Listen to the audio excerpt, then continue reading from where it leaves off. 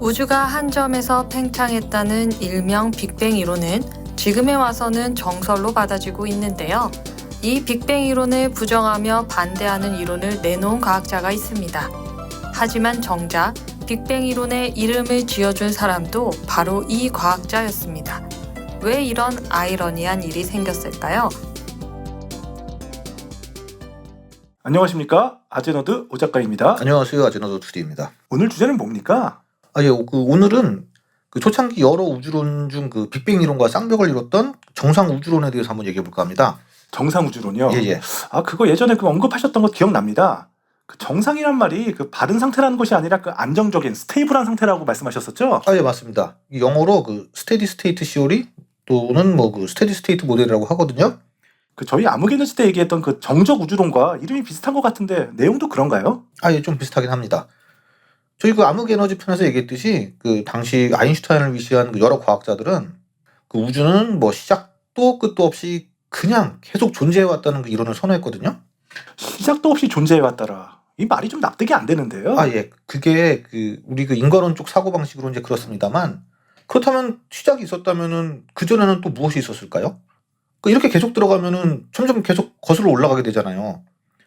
그렇기 때문에 그냥 그런 거 필요 없이 그냥 시작도 끝도 없는 이런 영속적인 우주에 대한 모델이 당시에는 굉장히 선호되던 이론이었어요. 하지만 저희 암흑에너지 편에서 다뤘듯이 우주가 팽창한다는 것이 밝혀져서 정적 우주론은 사장됐다고 말씀하셨잖아요. 맞습니다. 그래서 아인슈타인은 눈물을 머금고 자신이 내세웠던 우주상수를 철회했다는 얘기는 저 여러 번 했지요. 그렇죠. 하지만 이게 우주가 팽창하며 커지고는 있지만 한 점에서 시작해서 팽창하며 은하들이 서로 멀어지며 팽창한다는 소위 이 빅뱅 이론을 반박하는 우주론이 등장을 했어요. 그것이 바로 정상 우주론입니다. 앞서 말씀드렸듯이 여기서의 정상이란 뜻은 스테디 스테이트, 안정적인, 고정적인 상태라는 의미인데요. 이 우주론은 일단 우주의 크기가 고정됐다는 좀 전에 얘기한 정적 우주론과는 다르게 우주가 점점 커지고 있다는 것은 인정을 해요.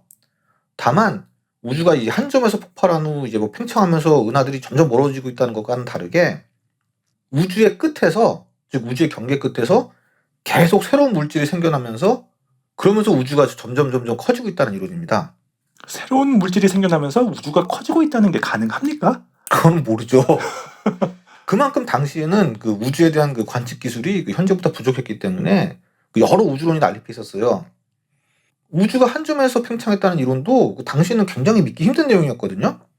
일단 이 정상 우주론은 영국의 물리학자이자 천문학자로 유명한 프레드 호일 경이 고안해낸 이론인데요. 이분에 대해서 한번 먼저 얘기해 보도록 하겠습니다. 프레드 호일이요? 예. 이분이 바로 빅뱅이라는 용어를 만들어낸 분으로 유명하지 않습니까? 네, 맞습니다. 그게 당시에는 이제 빅뱅 이론이라는 단어가 처음에는 없었어요. 러시아의 물리학자 알렉산드르 프리드만이 상대성 이론으로부터 우주가 팽창한다는 방정식을 도출해냈거든요. 그래서 당시에는 이제 프리드만 우주론으로 불리고 그랬다는데요. 프레드 호일이 당시 1949년 BBC의 한 라디오 과학 프로그램에 나와서 우주가 팽창한다는 말이 맞다고 하면은 아주 크게 그냥 빵 폭발했다는 말이네요. 이렇게 비꼬듯이 말을 했는데 이 말이 그냥 그대로 굳어지게 된 좀 아이러니한 일이죠.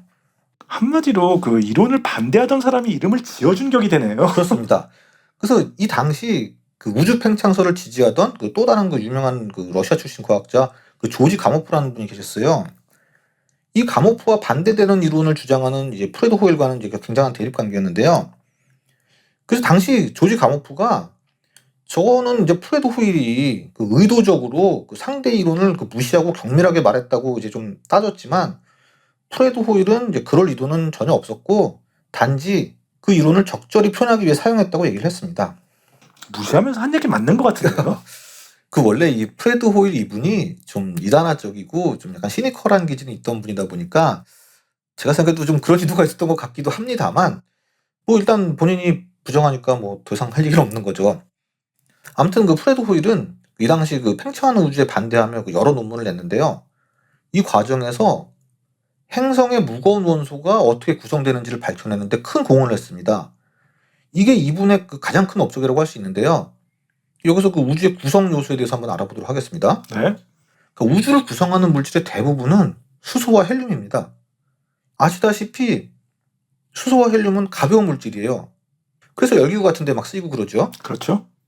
그 빅뱅 이론의 여러 증거 중에 하나가 바로 이 수소와 헬륨의 비율이에요. 그러니까 우주가 탄생할 때 엄청난 초고온 상태에서 그 양성자와 중성자들이 한 점으로 뭉쳐 있었어요. 그리고 이게 핵융합 반응이 일어나서 가장 가벼운 수소 원자들이 그 다음으로 무거운 헬륨을 생성하게 됩니다. 그리고 수소와 헬륨들이 또 막 충돌을 반복하면서 그 다음으로 무거운 세 번째 무거운 리듐, 그 4번인 그 베릴륨 등이 이제 만들어지게 돼요. 조지 가모프는 이러한 과정을 거치면서 지금 우리가 아는 그 주기율표에 있는 원소들이 이렇게 생성이 됐다고 주장을 했습니다. 그래서 그는 수소와 헬륨이 각각 3대 1의 비율, 즉 우주의 75% 그리고 25%를 차지하고 있을 것이라고 예상을 했고요. 그리고 실제로 관측을 통해 알려진 비율은 조지 가모프의 예측과 일치합니다. 대단한데요. 그 빅뱅의 증거가 그 적색 편의만 있는 게 아니네요. 그렇습니다. 그래서 미치오 가쿠는 그의 저서 평행우주에서 이런 말을 해요. 누구나 자기만의 우주론을 만들 수 있다. 하지만 그 이론은 우주의 수소와 헬륨의 비율과 그 무거운 원소의 비율 등이 왜 현재와 같은지 구체적으로 설명할 수 있어야 다른 사람들에게 인정을 받을 수 있다라고요. 그 여러 문화권에서의 뭐 전통적인 뭐 여러 천지창조설들도 어떻게 보면 다 우주론이라고 할 수 있잖아요. 그렇죠. 뭐 커다란 알에서 우주가 탄생했다거나 뭐 신이 우주를 만들었다 등등 다 우주론이지 어떻게 보면은. 저번에 했던 우주적 존재도 마찬가지고. 예, 맞습니다. 그 여기서 이제 앞서 얘기했던 딜레마가 다시 생기게 돼요. 무언가가 우주를 창조했다고 하면은 그 무언가는 어디에 있던 거고 그 어디서 나타난 것인가라는 이제 문제가 생기게 되죠. 근원적인 질문이 발생할 수밖에 없죠. 그렇죠.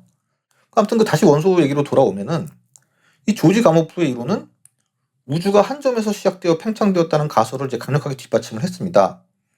이러한 내용의 논문을 가모프는 그의 제자 랄프 알퍼와 그리고 그 핵융합 이론을 연구한 그 한스 베텔을 공동 저자로 올려서 이제 발표를 했습니다.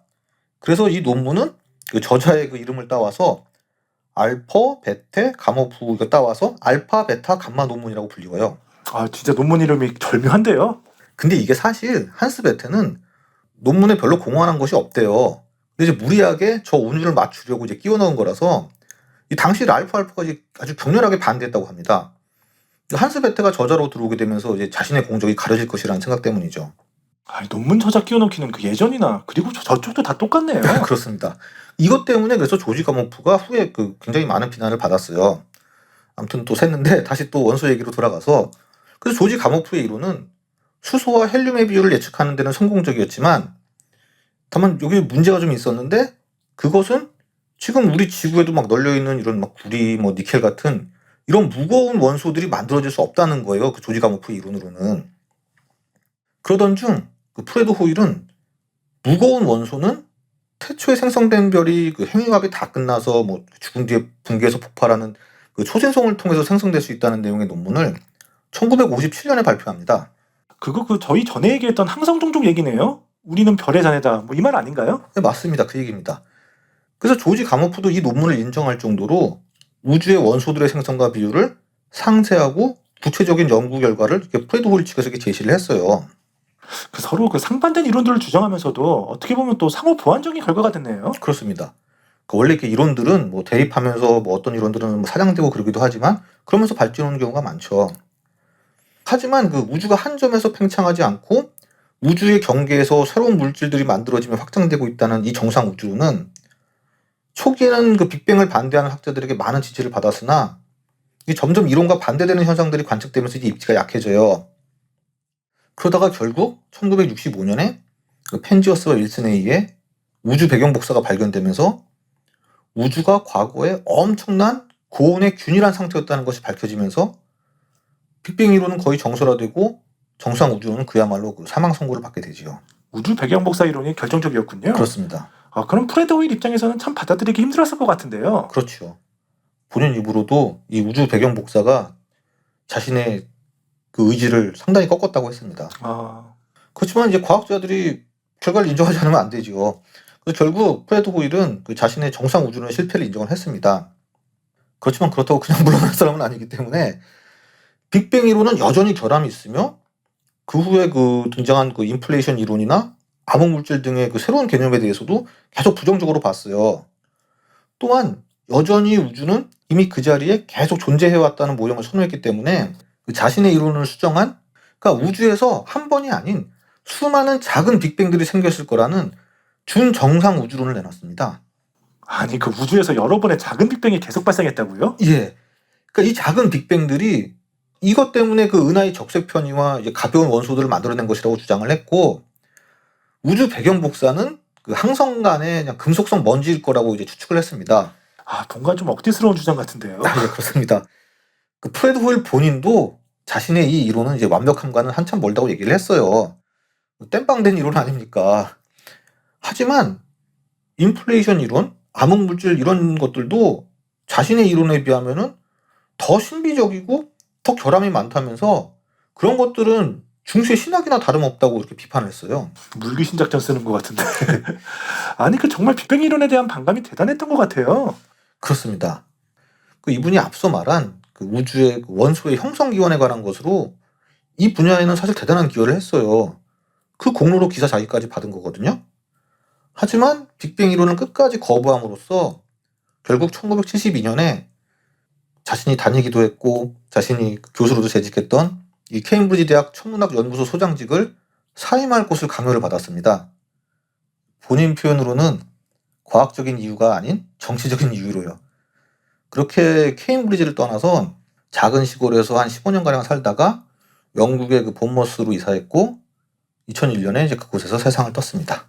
아 조금 안타깝네요. 그 뭐 자신이 기여한 분야에서 결국 쫓겨난 셈이 된 거잖아요. 그렇습니다. 우리 그 특유의 반항적인 성격도 있고 또 자신의 신념 때문에 이제 빅뱅 이론을 끝까지 거부했습니다만은 그래도 이제 과학자라면 다 그렇듯이 자신도 이제 과학계의 주류에서 이제 명예를 누리고 싶어 했을 겁니다. 프레드 호일은 그 자신이 우주 배경 복사를 먼저 발견할 기회가 있었음에도 이제 그걸 놓친 것을 평생 가장 큰 후회로 꼽았어요. 아니 그런 일이 있었어요? 예. 1963년에 한 천문학 회의에서 그 로버트 디키와 만나서 그 대화를 가졌다고 합니다. 그때 로버트 디키는 우주의 온도가 절대 온도 20도 정도로 예상한다고 말했고, 이 온도는 그 당시 대부분의 이론 물리학자들이 예상하던 온도라고 해요. 근데 그때 프레드 호일은 내가 그 앤드루 맥컬러라는 그 천문학자한테 들은 얘기가 있는데 성간가스가 방출하는 극초단파 복사 온도가 절대 온도 20도가 아니라 절대 온도 3도라는 얘기를 들었다고 로버트 디키에게 얘기를 했다고 합니다. 지금 한 이 얘기가 사실은 우주의 온도, 즉 우주 배경 복사가 절대 온도 3도일 수 있다는 그 얘기예요. 근데 이 사실을 둘이 얘기하면서도 간과한 거예요.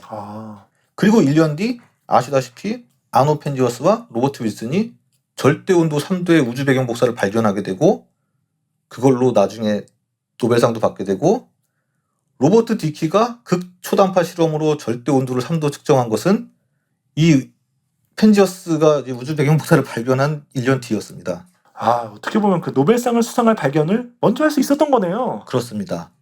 그래서 프레드 호일은 그때 둘 중 누구 하나라도 그게 우주 배경 복사가 3도라는 건가? 이렇게 둘 중에 누구 하나라도 생각을 했으면은 당장 확인했을 거라고 하면서 평생에 이제 가장 큰 실수라고 말을 했습니다. 근데 조금 이해가 안 되는데 그 본인은 빅뱅 이론을 싫어했고 부정했잖아요. 예. 정작 그 빅뱅 이론의 결정적 증거였던 그 우주 배경 복사를 자신이 발견 못한 것을 후회했다니요? 그러니까 사실 자신도 노벨상도 받고 존경받는 좀 명성 있는 그 탑 과학자 무리에 들어가고 싶어 했던 것이죠. 안 그런 과학자가 어디 있겠습니까? 뭐 부와 명예를 다 누리고 싶지. 그러니까 프레드 호일은 이 빅뱅이라는 단어에 대해서도 자신이 이 단어에 특허를 신청해서 그 저작권을 확보했으면 좋았을 것이라는 이런 말도 했었어요. 아까 그 신념 때문에 그 빅뱅 이론을 끝까지 받아들이지 않았다고 하셨는데 돈과 명예 앞에서는 그렇지 않을 수도 있었던 거라고 해야 되나요? 물론 이제 그 과학적 사실을 밝혀내는 것이기도 하니까요. 그러니까 자신의 이론이 틀리더라도 이제 그게 더 중요한 거 아니겠습니까?